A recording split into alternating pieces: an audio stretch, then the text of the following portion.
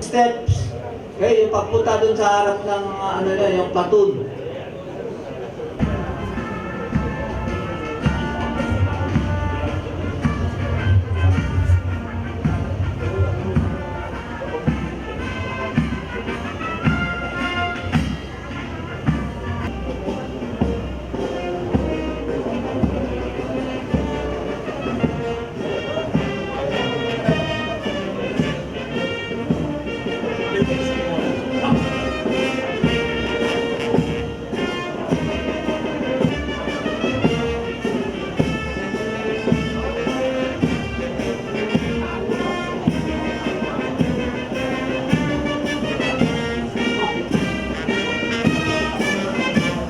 Ladies and gentlemen, the parade troops composed of the officer ministers of the National Commander and Regimental Commander, Police Lieutenant Rocky Bautista, S1, Police Lieutenant Roel Damani, S2, Police Lieutenant Vincent Felix, S3, Police Lieutenant Roger Rosado, S4, Police Lieutenant Kerwin Magaza, and S5, Police Lieutenant Shilin.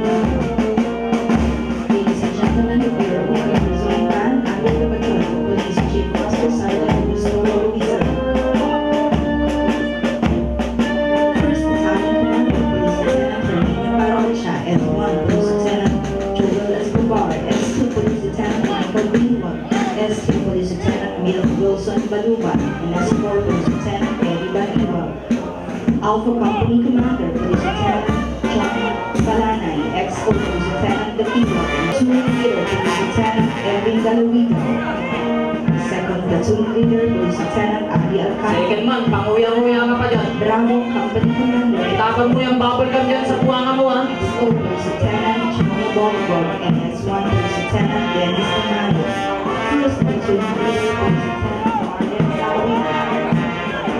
Second Platoon Alignment, Leader, gentlemen, yung mata nyo, handa ka ng tingin dito sa may reviewing officer. Ladies and gentlemen, let us rise for the passing of flowers.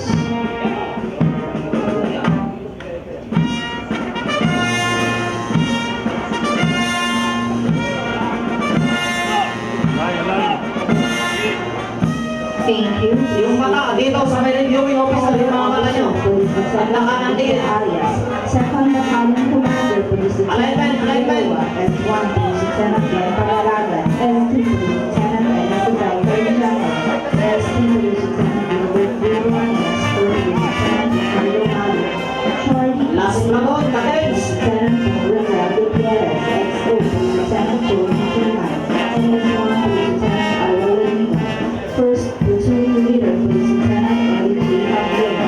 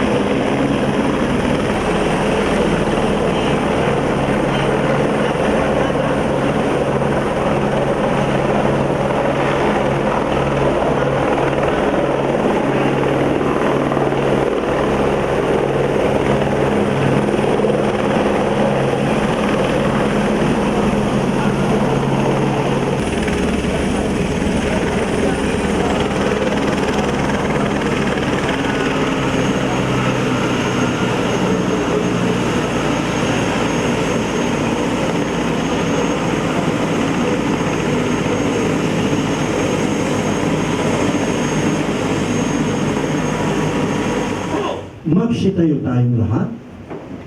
Mga kababayan, awitin po natin ang pambansang awit ng Pilipinas.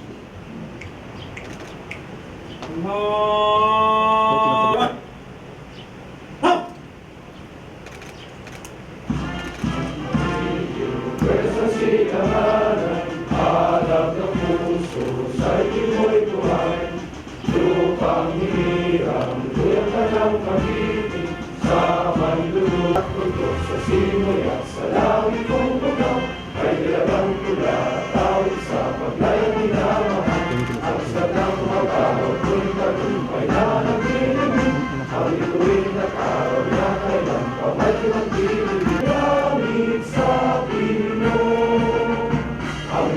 bayan ang pagmay marami, ang mamatay ng dahil sa Diyos.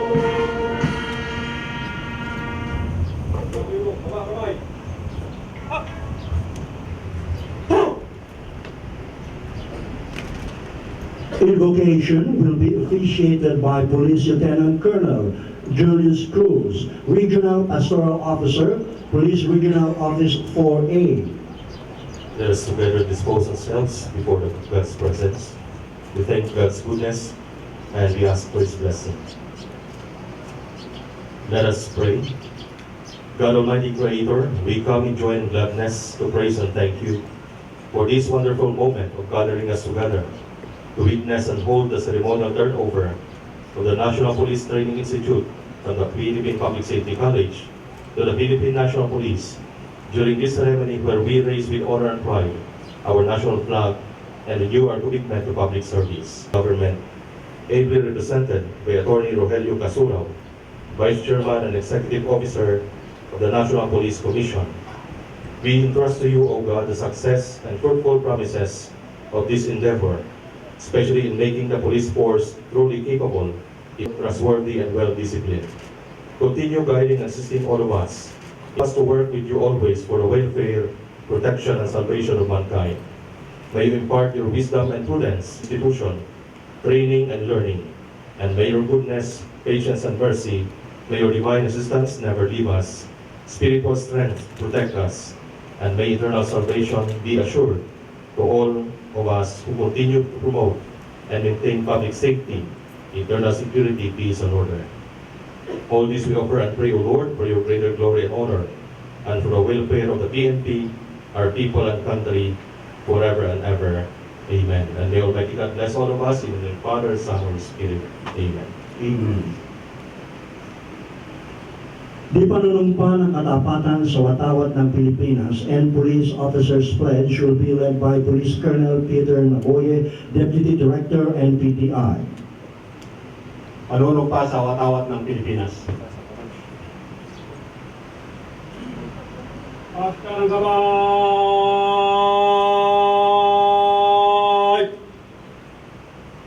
Ha! Abilo, pagka ng gabay! Ha! Ako ay Pilipino. Buong katapatang nanunumpa. Sa watawat ng Pilipinas. At sa bansang kanyang sinasagisan. Na pinikikilos ang sambayan ng Diyos. Makatao. Makakalikasan. At makabansa. Mga pinuno, baba kamay. Tap! Baba kamay!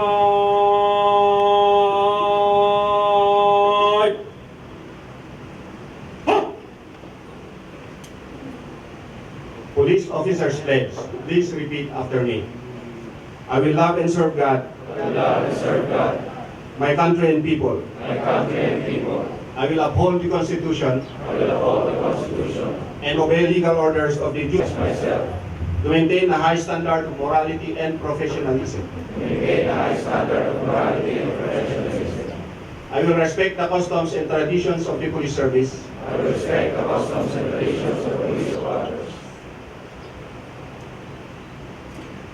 Please be seated. His welcome remarks.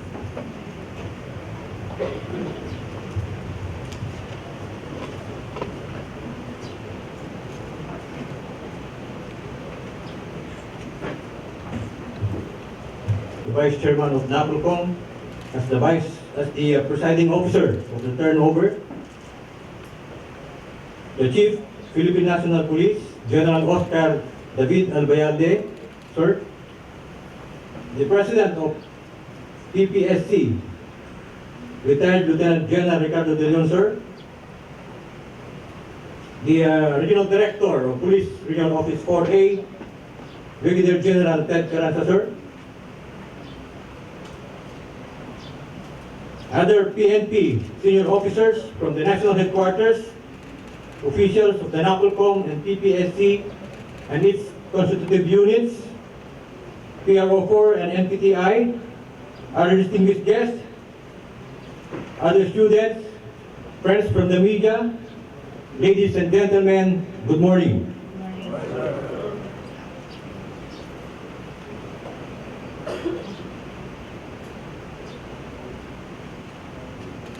Let me share to you a quotation from Victor Hugo, a famous and a great French writer.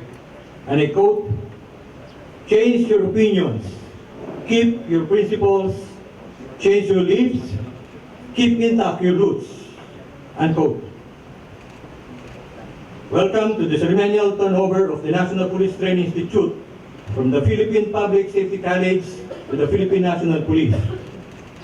Today, the National Police Training Institute has become the catalyst of change for the campaign of the Philippine National Police, the innovated internal cleansing program within the organization. This institution, as frontliner and training ground of the police non-commissioned officers, is now being challenged with bigger responsibilities to the Philippine National Police Organization and to the community.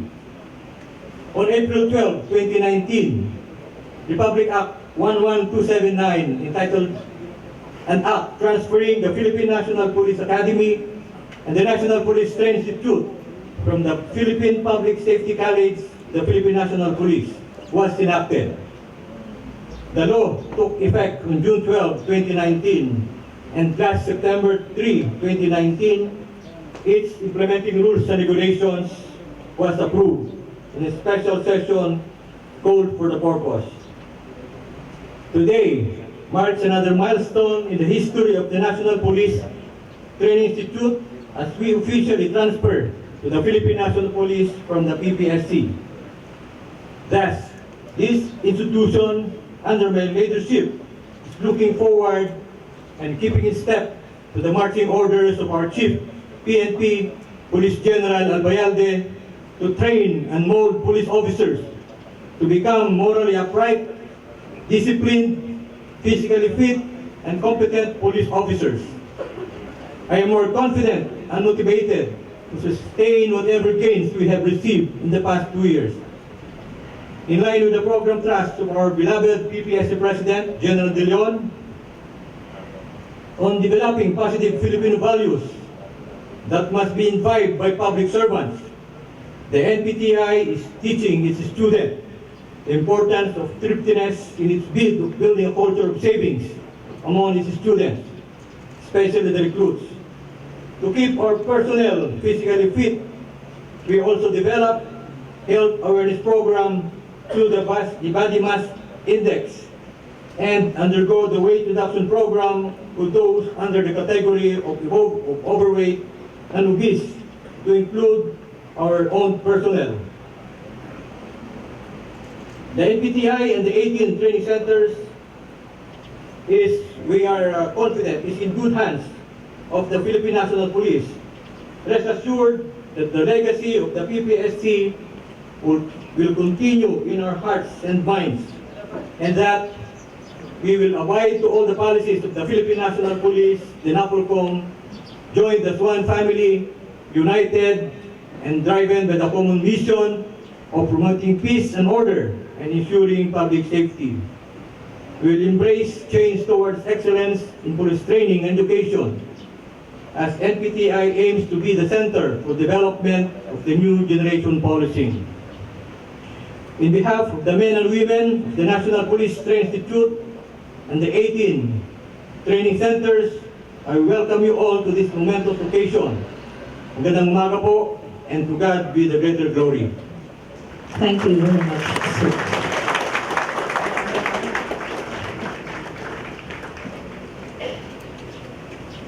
At this juncture, to deliver his turnover speech, may we request Dr. Ricardo De Leon, President, PPSC.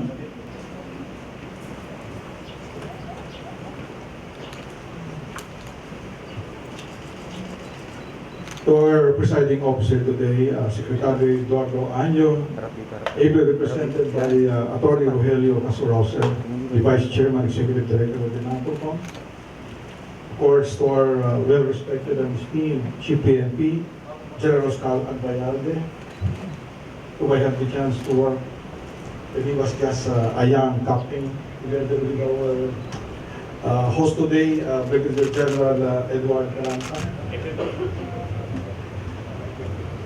Our director of the National Police Training Institute, a brand new Police Major General Ramon Juan Rafael, whom I have a chance to work with for the past almost 2 years.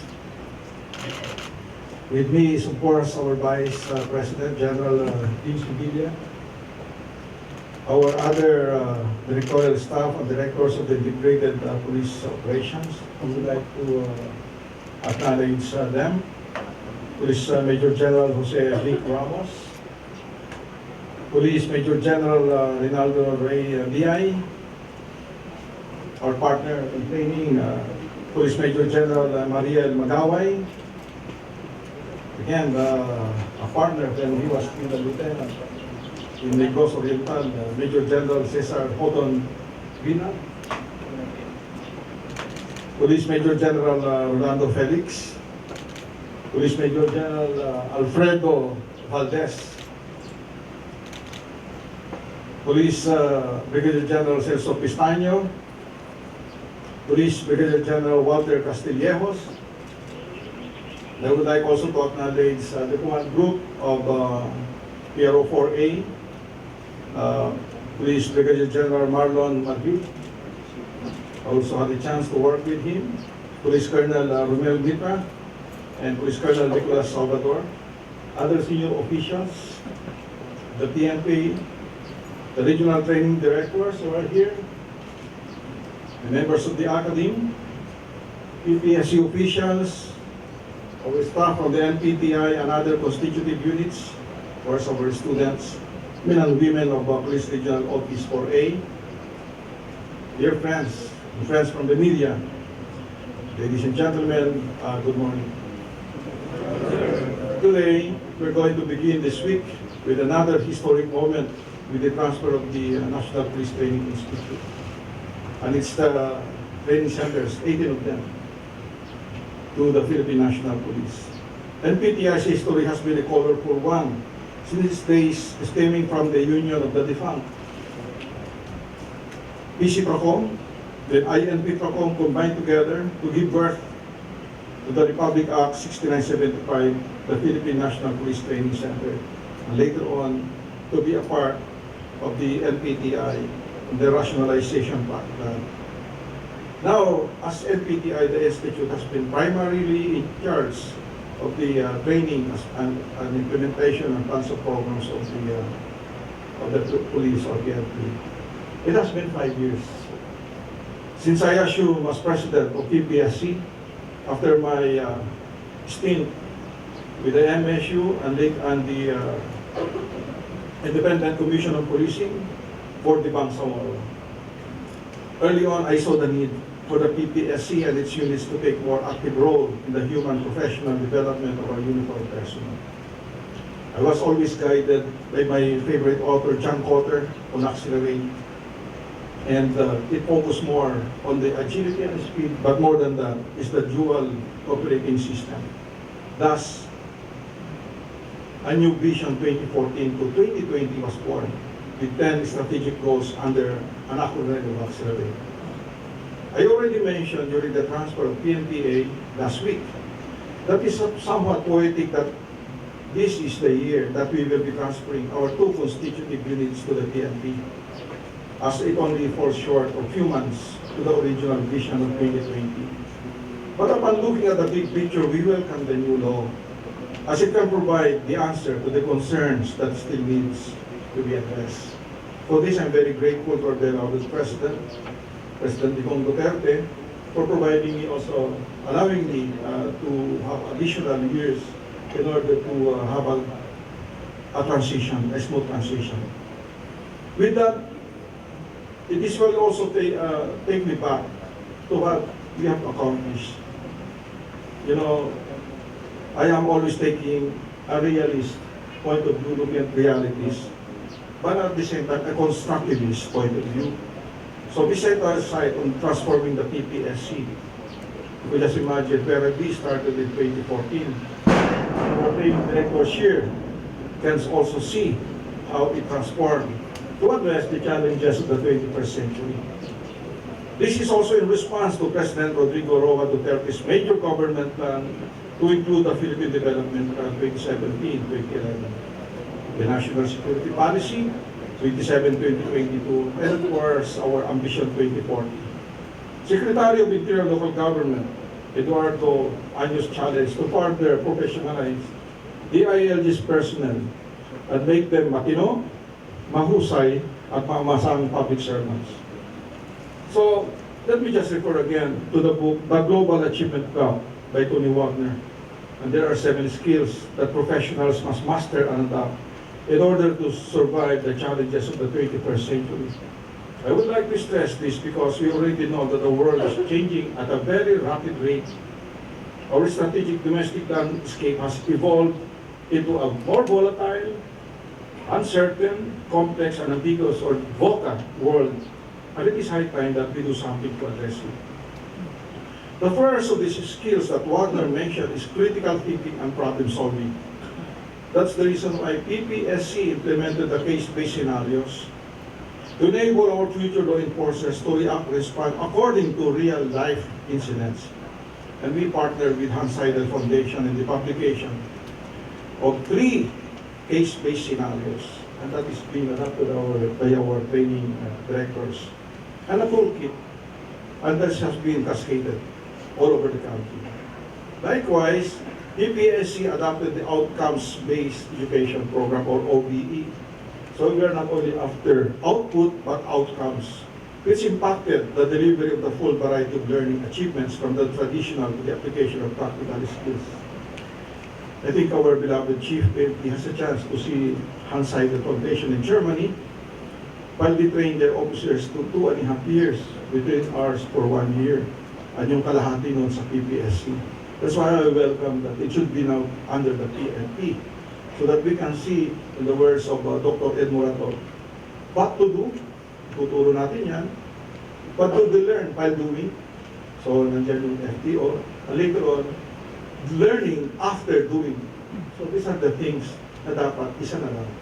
That is the reason why I said, it's about time that we transfer the NPTI to PPSC, to PNP. Next is the collaboration across networks and leading by influence. And I must say that we have partnered with international organizations, not only Hans Seidel, but ICITA, because we have worked with them as far as community-oriented policing manual is concerned, and at the same time, as a Salam Police. So we are always consulted. The International Narcotics and Law Enforcement Affairs of the U.S. Embassy, Colombo Plan, and the United Nations Office of the Drug and Crime, among others, in the cascading of various training among our RPCs. Likewise, RPCs became the heart of convergence in the respective areas, as they also were able to collaborate with other government agencies and develop partnership with premier educational institutions nationwide. There are 38 universities that we have also partnered in the process. To address agility and adaptability, as mentioned by Wagner, we initiated a 45-day break-in period for our recruits to prepare them for the rigors of trainings, which has been proven to be transformative. And I would like to announce that we have piloted RPC3 to be an area where we can successfully undertake this under Colonel Rupo as a staff officer, and all the other regions followed. And this is now the success story. I remember we brought in some students from RPC3 under Superintendent Nestor Babagay to PNPA. And from there, yung silent drills that you are now witnessing was started at RPC3. And this was followed. And you can see now, if you move around, how our new recruits, including our NACPOs, also translate in order to preserve our culture as part of our program of training patriotic leaders among law enforcers, which is the focus of our character and competency framework. Not only to train them to be better law enforcers, but to be patriotic of citizens. On initiative and entrepreneurship, I am proud to say that we have implemented our strict no Asiamatics policy in our units and RTCs and developed a culture of savings as mentioned by General Rafael. You know, every time Family Day comes, after 5 months, our officers can turn in an amount of 150 to 250, the highest, to their parents and to loved ones. And this is to me a very emotional encounter with them. And where, in the process of practicing this culture, hopefully, we will learn also that we don't welcome photo cups in our midst. This is our humble way of helping the PNP. Then later on, we adopted the so-called I Care. We have our scholars in order to show gratitude for our salary increase na doble. Kasama na rin kami mga retired. Paano natin ibabalik yan? If you want to show goodness and goodwill, bawat isa nag-aaral sa PPSC, we advise them to have their scholars. Isa sa mga kamag-anak, and later on, sa mga ibang needing to be given hope ni pag-asa. To aid our students in assessing and analyzing information, we develop standard learning packages in all our courses. Wala po ito.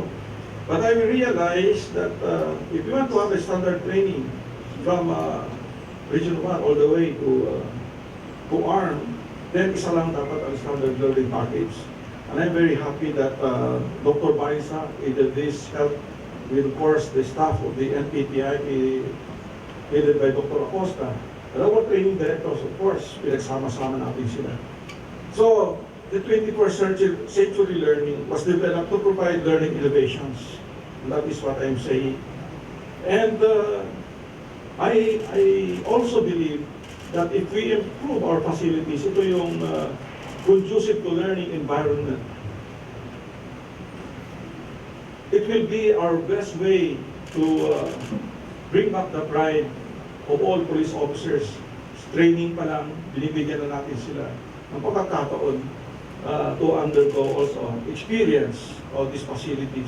And to this, I would like to acknowledge, thank you PNP, for allowing General De Mabuyo, Force Major General Bong Durana, General Jet Villaforte, who later on ended up as my Vice President, Major General File, of course, for their support.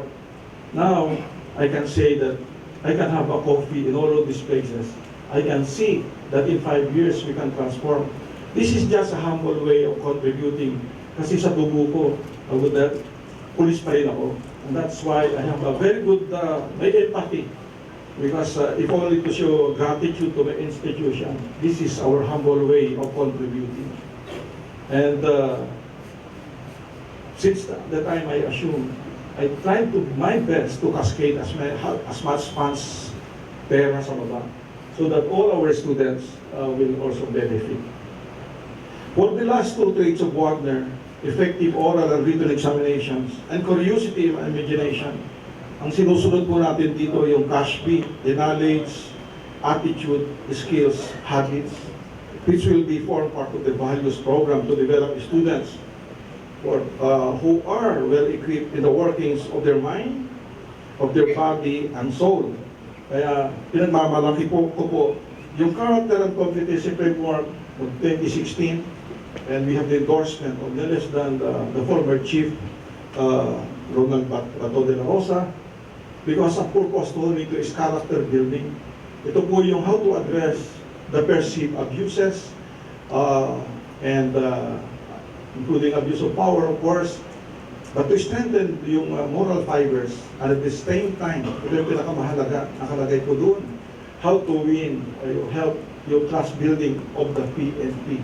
Because the character and competency, hindi lang yung 12 competencies of the police, pero nandun po rin yung nakalagay yung service, honor, and justice. So, I can say that this is actually aligned doon sa maka-Diyos, makabayan, makatao, makakalikasan. We also have our developing patriotic leaders. Alam po ninyo, nag-umpisa tayo mga seminars po natin ng LCAP. Of course, Commissioner Serapio was always a big part, and now we have the insurgency, yung tinatawag natin na LCAP. So nag-umpisa sa PCBI, yung I doon is insurgency for the LCAP. And now I just realized what a business school, G.W. Mole has said, developing programs prepare individuals to move in the new directions that organizational change may require. Thus, I would like to point out and to inform our beloved Chief PNP, General Bayalde, that since, and I would like to congratulate you for raising the PNP to an institutional stage of the Patrol Plan 2030, we have discussions with Major General Rex Bolino of the CPSM. Yan ang unang director doon eh. At saka si General Din Sevilla, siya yung nagbibigay pa natin ng ideas sa akin to ensure quality and the connection with the PNP. Of course, General Noel Baraceros, part natin ng National Advisory Council dito, and General Sterling Dampo, konektado lahat. Yung ating mga papers sa OSEC, yung tinatawag natin ng action research. Pero yung mga kapitan natin is mga case-based nila. Yung sabi kong learning from experience, this has to be recorded para hindi na tayo magkakamali. Alam na natin kung ano mga naging problema. And that's a very rich source of our education. We borrowed this from other countries na even before a change of commands, binabasa nila yung mga cases, problems that they have encountered para hindi na mauulit. Nevertheless, I would like to point out that these changes were not done overnight. And thank you, I was given the time of 5 years. And yung community policing po natin na-strengthen because of Otto Scharmer's Fury U. Ito yung deep diving so that we will know what the community would like and they will be a part of ownership of a program. With this, I can say that inumpisa natin ito lahat sa iba't ibang regions. And I feel very proud of their expanded role. The programs were designed to adopt a personalized, situational, and case-based learning, including our community immersion program. It is an enhanced program. Before, they can graduate in 6 months, immerse natin siya. I can say that we progress, but not is enough. It is not enough. The challenge of governance now lies on the sustainability and responsiveness to serve the interests of our client. This is also in adherence to our ASEAN Sustainable Development Goals. So what we have humbly accomplished at PPSC is but our simple contribution in changing the viewpoint. We saw to it that we shifted from an exclusive sector, hindi lang sa interior, but expanded multi-sector scope, which encompasses a larger sector of public safety and security. Again, because of the vocal world that we are now in, especially in the digital world, and as we also address challenges of the millennials. So at this point of time, allow me to thank the officers and personnel of the NPTI and the RTCs, both former and present, for the privilege of working with all of you. Like I said, in the PNPA, as we turn over the NPTI and RTCs to the PNP, I hope that all of you here can continue to remember the PPSC fondly and what we have accomplished together. Continue to become champions of change. Again, we sincerely and with humility, I am passing the baton of leadership, our responsibilities of the NPTI and the RTCs to the PNP. Maraming salamat sa inyong lahat at mabuhay kayo. Thank you. Thank you very much, sir. Gentlemen, we will witness the ceremonial turnover of the National Police Training Institute from the Philippine Public Safety College. The unit flag of NPTI will now be symbolically turned over by the PPSC President to the Chief PNP. Sir, tas pati sir. Sir, tas konti.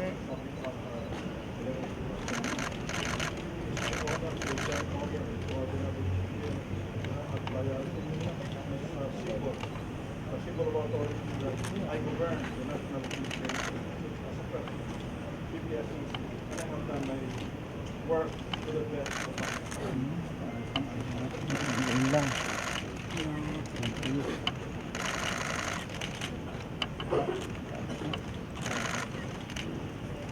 Likewise, the NPTI roster of personnel will be received by the Chief PNP from the PPSC President.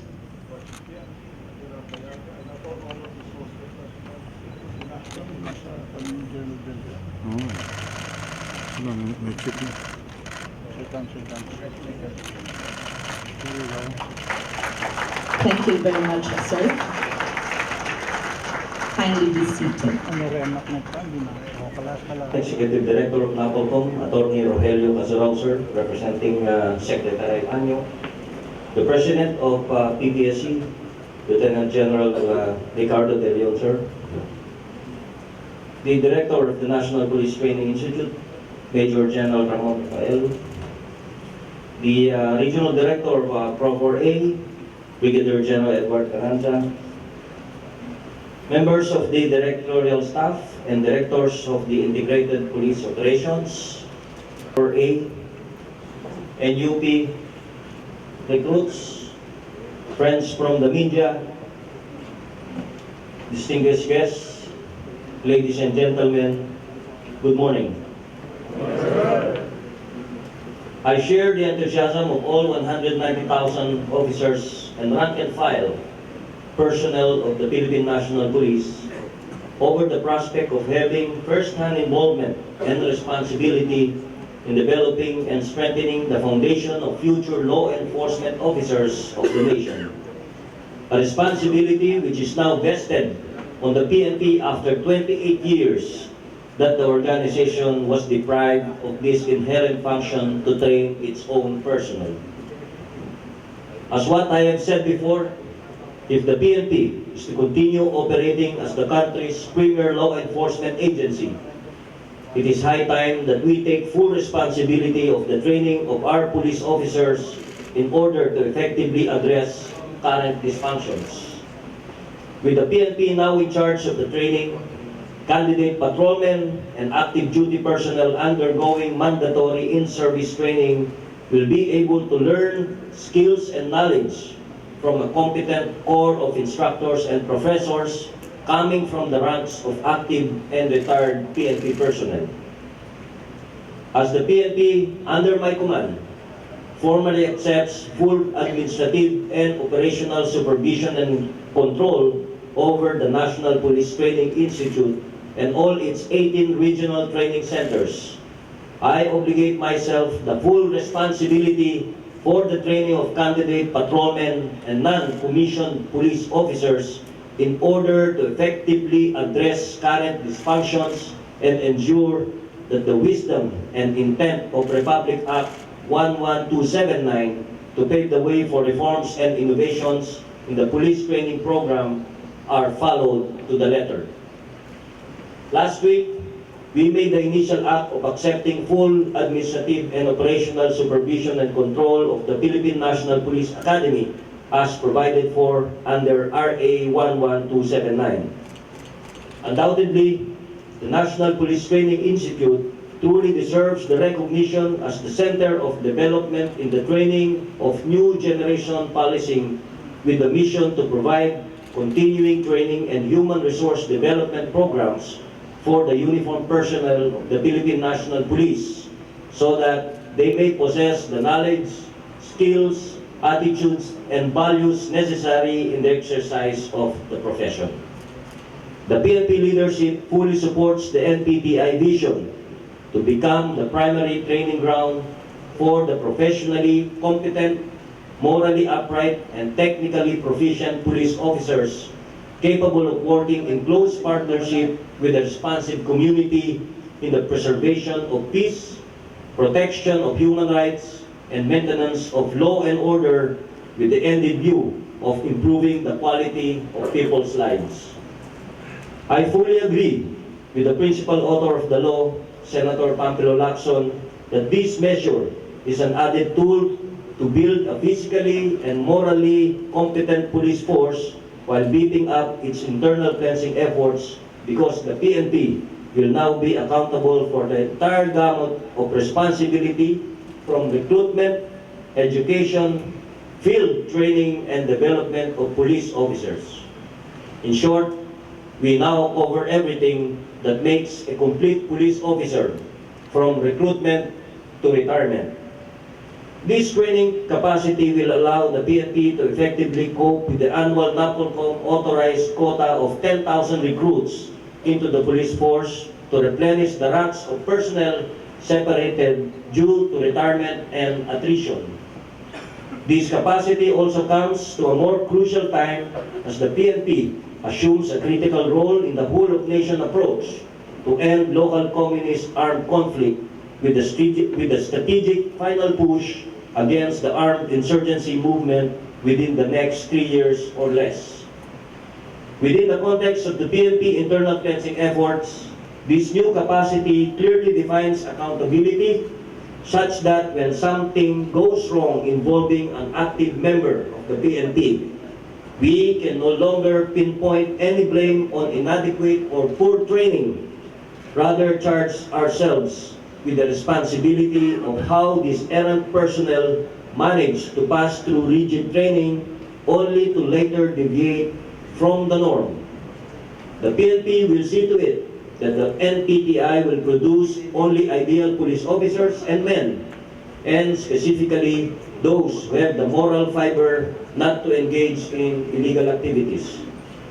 As the initial phase of the 5-year transition plan gets underway, a revised table of organization, equipment, and staffing pattern of the NPTI is being prepared by the PNP Technical Working Group for submission to the National Police Commission and the Department of Budget and Management for approval. I am confident we can work out a smooth and seamless transition in this transfer and eventually allow the NPTI to resume normal operation and function in no time and with minimal interference to ongoing training and curriculum. With only less than 2 months before I officially hang my hat in retirement and pass on the mantle of leadership of the PNP to the younger generation of leaders, I express high hopes that we will continue to professionalize the police service by producing police personnel completely imbued with the core values and ideals of the Philippine National Police and with more competencies that will result in greater professionalism and better performance. There is no stopping us now in our road to excellence in training our own personnel on the core values of the police service and the skills required to apply the science of policing. And all this begins with basic and mandatory training here at the NPTI. Let all those who pass through the portals of this training institution bring the PNP to greater heights of honor and glory for our country and people. Mabuhay ang PNPTI, mabuhay Philippine National Police. Thank you very much, Police General Oscar David Albayalde, the Chief of the Philippine National Police. Kindly be seated. Gentlemen, to deliver his message in today's historic event is Attorney Rogelio Casurao, Vice Chairman and Executive Officer, National Police Commission.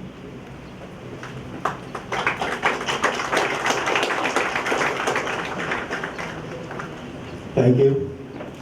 Frank Commander can give tickets to the troops.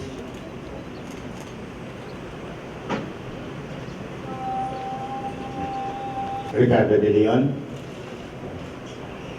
the Chief of the Philippine National Police, Police General Oscar Albayalde, the senior officers of the command group, of the directorial staff,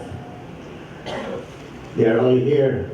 I may not be able to mention all of them because I might forget the names by memory, but never will I forget them because I memorize them by my heart. Ito pong mga taong to who are now serving the Philippine National Police in the best capacity they ever been doing. Kasama po ko sa mga achievements ng mga ito because as they grow in their career as police officers, isa pa ako sa nag-i-endorse ng kanilang mga promotion. Kaya both in their career and in their actual performance of their duties as the member of the National Police Commission. We are always working together to bring the PNP in its best form ever as we progress in promoting the programs of government. And before I deliver the message of the guest of honor and speaker, Secretary Eduardo Año, may I be allowed to say a few words in my little way of informing each and everyone that I was part and parcel of this historic event in the life of the Philippine National Police when it was in the gestation stage in the halls of Congress, where this was discussed at the committee level. Kasama na po ako doon sa pros and cons deliberation ng Congress in the area of effective governance by transferring the PNPA and the NPTI from the PPSC to the Philippine National Police. Hanggang sa ito ay nasa batas at naatasan po ang National Police Commission na gumawa ng mga implementing rules and regulations on how the transfer is going to be effected, including the approval of the structure of the NPTI and the PNPA. Both details are being worked out. In fact, the IR has been published already. What is left to be done is the approval of the structure that will be followed by the newly transferred PNP and NPTI.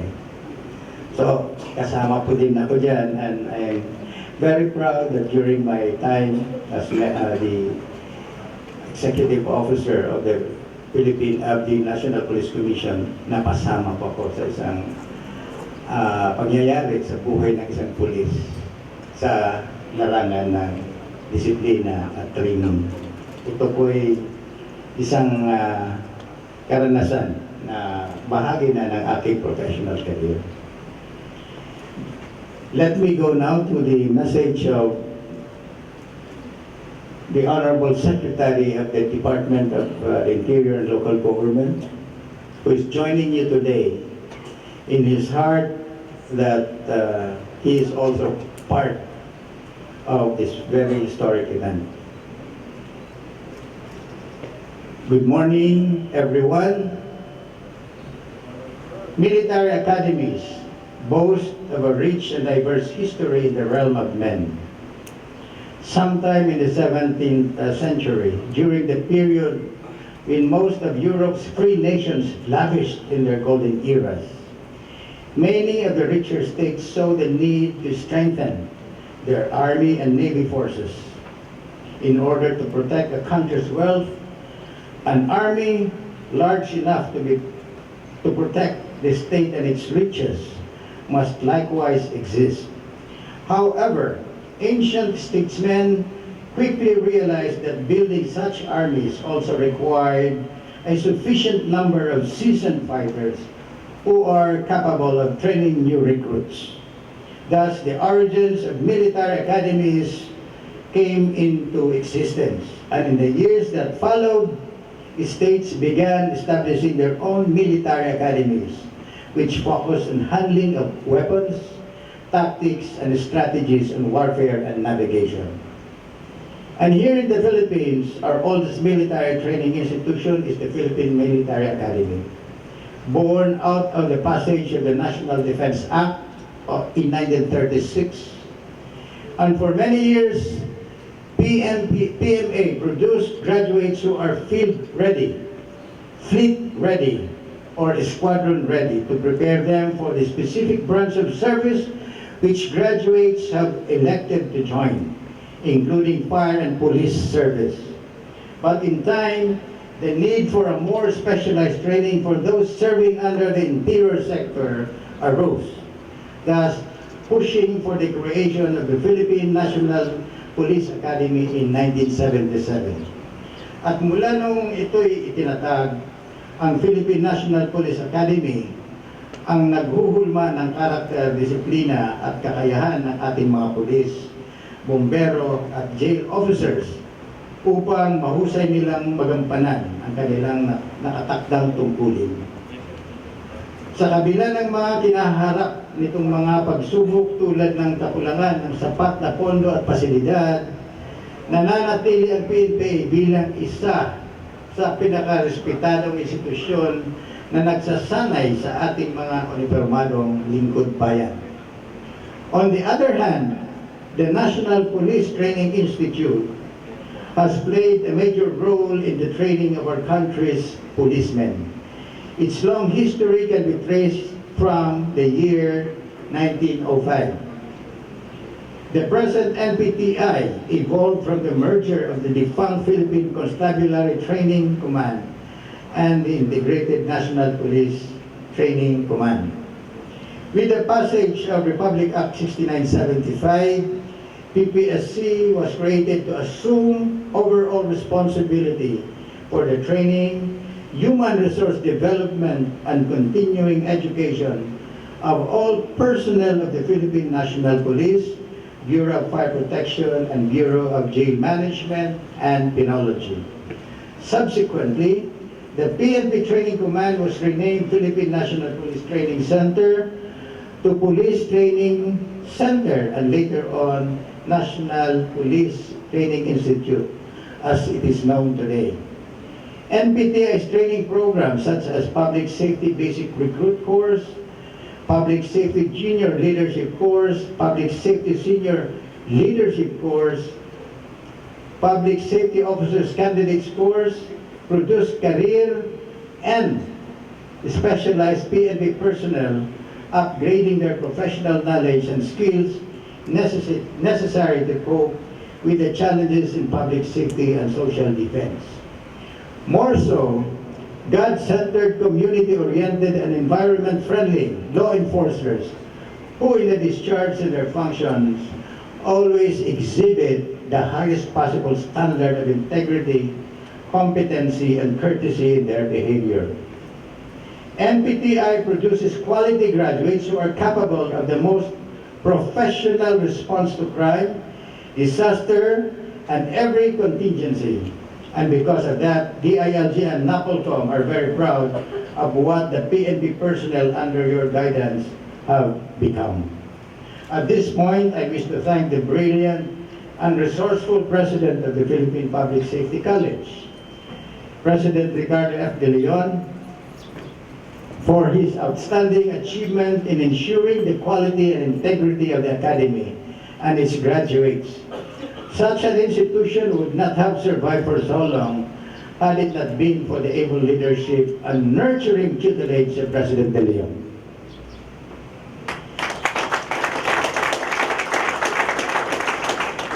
I would liken the PPSC to a responsible parent whose primary mantra is to raise a son who is skilled, smart, and deserving of the trust and respect of everyone.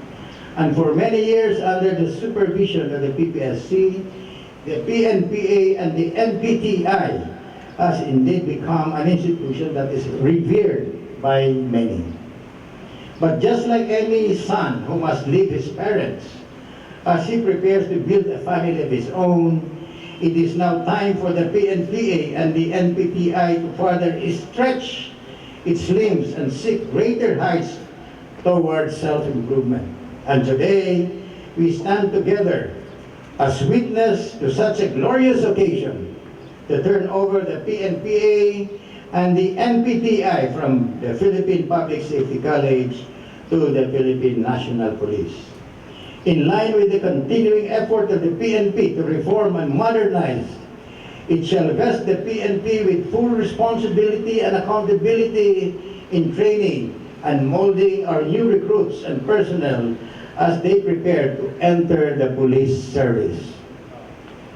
Pero kalakip ng pagbabagong ito ay isa namang bagong hamon at ito ay para namang pamunuan ng Philippine National Police. Mula ngayon, bahagi na ng inyong pamilya ang PNPA, ang NPTI. The pressure is on you to match or even surpass what the PPSC has done for the institutions. All eyes are now on you to ensure that graduates exude nothing but the highest honor, dignity, and competence that is deserving of any police, jail, or fire officer of our country. Especially now that the Philippine Military Academy is under public scrutiny. The very purpose of our institution's existence, including our own, is under attack due to the false deeds of a few. But instead of lashing out in anger and frustration over this newfound animosity, we must consider this as an opportunity. Sa bawat wika at asal, patunayan natin na tayo ay hinubog ng may respeto sa sarili, sa kapwa at sa bayan. Ipakita natin sa taong bayan na hindi dapat katakutan ng mga taong sumusunod sa batas, ang mga taong naka-uniforme. Maging halimbawa tayo ng mga lingkod bayan, may abilidad at husay na maglingkod ng tapat. At higit sa lahat, sikapin nating may paramdam sa taong bayan na tayo ay naririto dahil sa ating sinumpaang tungkulin. Ngunit dahil kung sa nating inalay ang ating buhay upang pagsilbihan at pangalagaan ang bansa, ang mamamayan at ang pamahalaang nangangalaga sa ating soberenya. Dahil sa mga isyong ito, malaking dapat punan ng pamunan ng PNP upang siguraduhin magpapatuloy ang magandang pamamalakad ng Academy. Ngunit sa bawat pagsubok ng inyong haharapin, tandaan ninyong naririto lang ang pamunuan ng DILG at NAPOLCOM upang umalalay sa inyo. PPSC groomed the PNP and the NPTI from infancy to boyhood, nurtured and cared for despite the challenges of limited resources under the leadership of President De Leon, who is a visionary leader and a mentor. PPSC is now giving their sons their opportunity to find its own way for learning and self-improvement under the PNP. The PNP will see to it that the PNPA and the NPTI will produce ideal police officers and men. In this new phase, DILG and NAPOLCOM will be with you in every step of the way. Maraming salamat at magandang umaga sa inyong lahat. Thank you very much, sir. Attorney Rogelio Casural, Vice Chairman, Executive Officer, National Police Station.